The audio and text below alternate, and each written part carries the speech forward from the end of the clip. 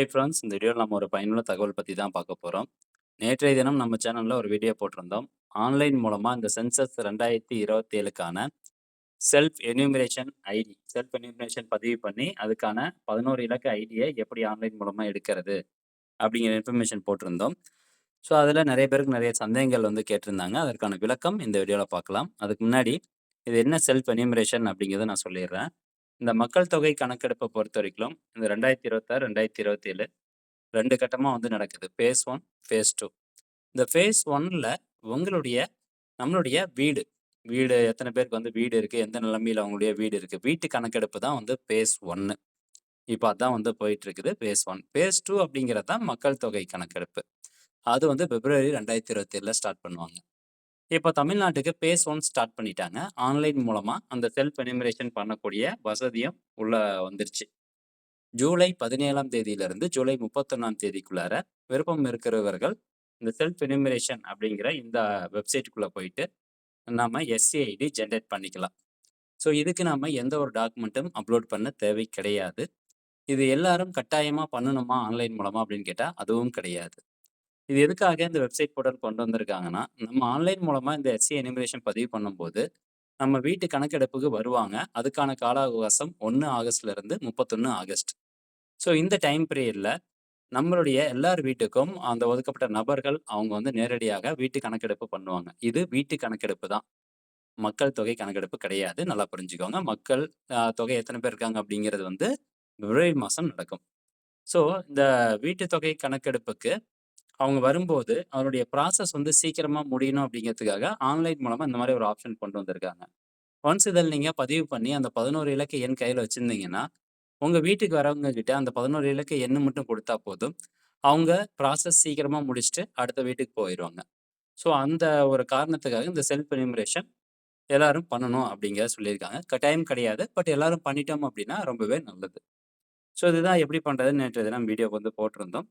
So இன்னைக்கு அந்த வீடியோவில் கேட்கக்கூடிய சந்தேகத்துக்கான விளக்கம் பார்க்கலாம். தெளிவா எல்லாரும் தெரிஞ்சுக்கலாம்.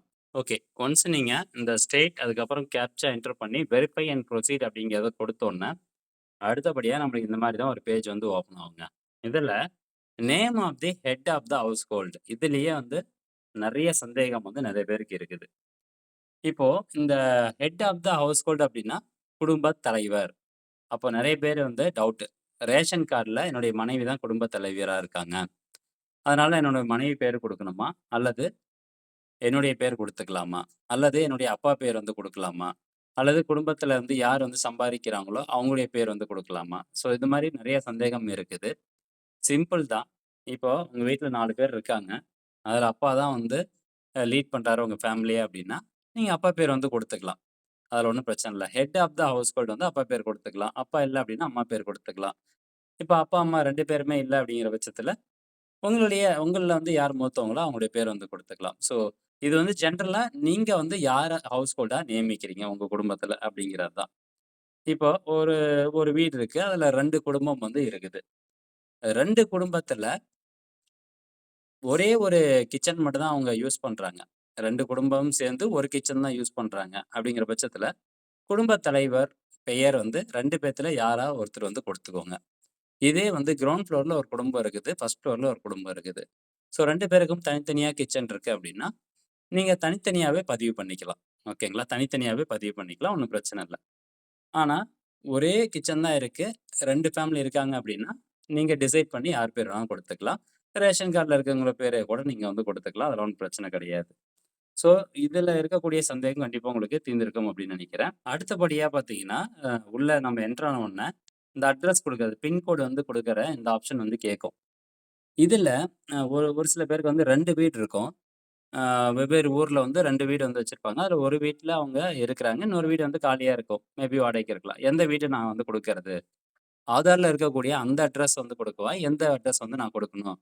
இந்த இடத்துல அப்படின்னு கேட்கும்போது, நீங்க அவங்க அதாவது ஆகஸ்ட் 1லிருந்து 31 வரைக்கிலும் இந்த வீட்டு கணக்கெடுப்புக்காக வராங்க.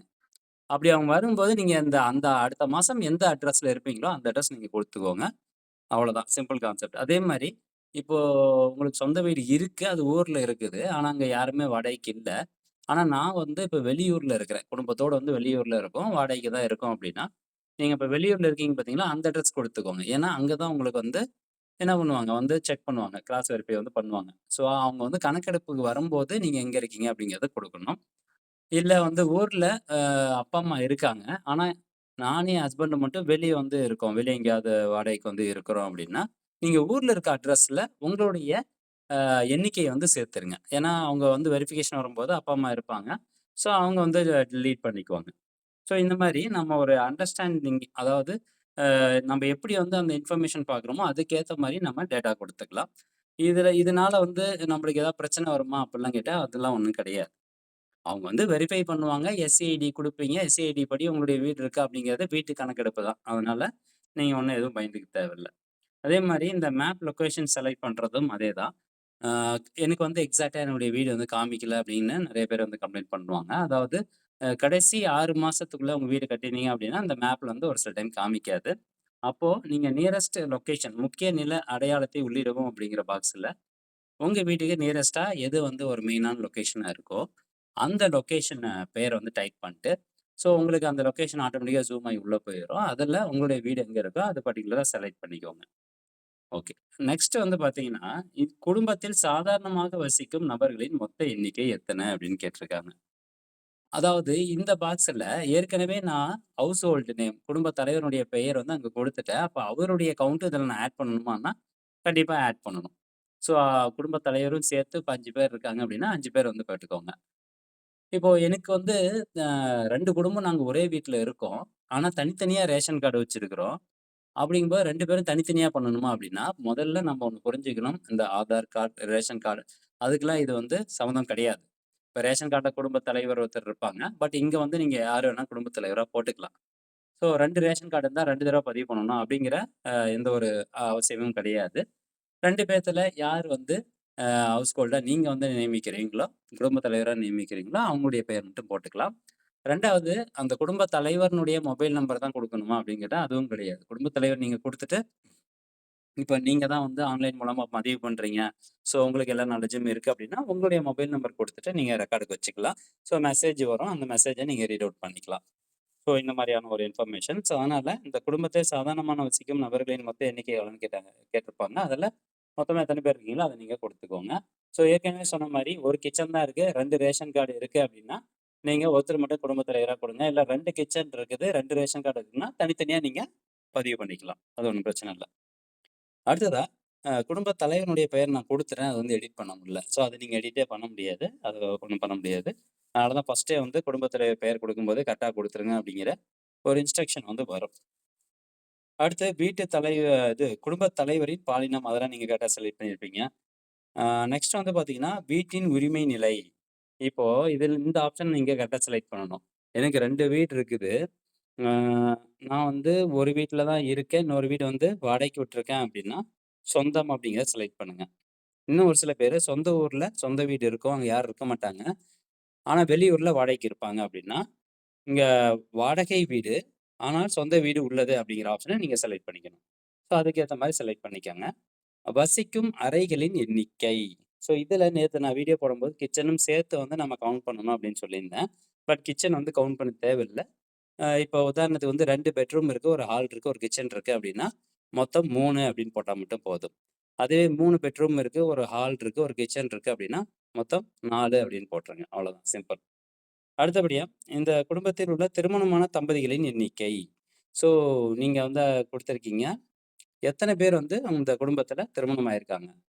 இப்போ அப்பா, அம்மா இருக்காங்க. அது ஒருத்தர் திருமணமானவர் நபர்கள். அடுத்ததா அவங்களுடைய பிள்ளைகள் 2 பேர் இருக்காங்க. 2 பேத்துக்கு திருமணம் ஆயிடுச்சு. அதே வீட்லயே தான் இருக்கிறாங்க அப்படின்னா, மொத்தம் 3 அப்படின்னு போடணும்.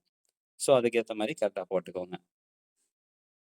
இதுக்கு வந்து இப்ப நான் மொத்தம் 3ன்னு போடுறேன். இந்த குடும்பத்தில் உள்ள திருமணமான தம்பதியின் எண்ணிக்கை. அப்போ 3 பேருக்கும் தனித்தனி ரேஷன் கார்டு இருந்தா தான் 3 குடும்பமா போடணுமா அப்படின்னு கேட்டா அப்படிலாம் கிடையாது. ஸோ 3 தம்பதிகள் வசிக்கிறாங்க அப்படின்னாவே 3 அப்படின்னு போட்டுக்கணும். அவ்வளோதான். அடுத்தபடியா, ஆ இந்த எஸ்சி, எஸ்டி வகுப்பு, அதுக்கப்புறம் இந்த மற்றவை அப்படிங்கிற இந்த ஆப்ஷன்ல வந்து ஒரு சில பேர் என்ன கேட்குறாங்கன்னா, எங்க வீட்ல 2 பேர் வந்து மற்ற கேட்டகரி, ஒருத்தர் வந்து எஸ்டி கேட்டகரி. அப்ப நாங்க இதுல எந்த ஆப்ஷன் செலக்ட் பண்றது அப்படின்னு. ஸோ இதுல தெளிவாவே குடுத்துட்டாங்க. குடும்பத் தலைவர். அதாவது நீங்க யாருடைய பெயர குடும்பத் தலைவரா குடுக்குறீங்களோ, அவங்களுடைய கம்யூனிட்டி என்ன? ஸோ அவங்களுடைய அந்த ஜாதி வந்து என்ன அப்படிங்கிறது தான் நீங்க இதில குடுக்கணும். மத்தபடி குடும்பத்தில வந்து 3 பேர் இருக்காங்க. அதில வந்து ஒருத்தர் வேற ஜாதியா இருக்காங்க அப்படின்னா, அதெல்லாம் நீங்க கணக்கு எடுத்துக்கக்கூடாது. சப்போஸ் இப்ப நீங்க குடுக்கக்கூடிய குடும்ப தலைவர் வந்து எம்பிசி கேட்டகரி இல்ல ஓபிசி கேட்டகரி சார்ந்தவங்க, டிஎன்சி, பிசி கேட்டகரினா மற்றவை அப்படிங்கிற ஆப்ஷன செலக்ட் பண்ணணும். அதே நீங்க குடுக்குற குடும்ப தலைவர் வந்து எஸ்சி கேட்டகரியா இருக்காங்க அப்படின்னா, ஷெட்யூல்டு வகுப்பு அப்படிங்கிற ஆப்ஷன நீங்க செலக்ட் பண்ணிக்கணும்.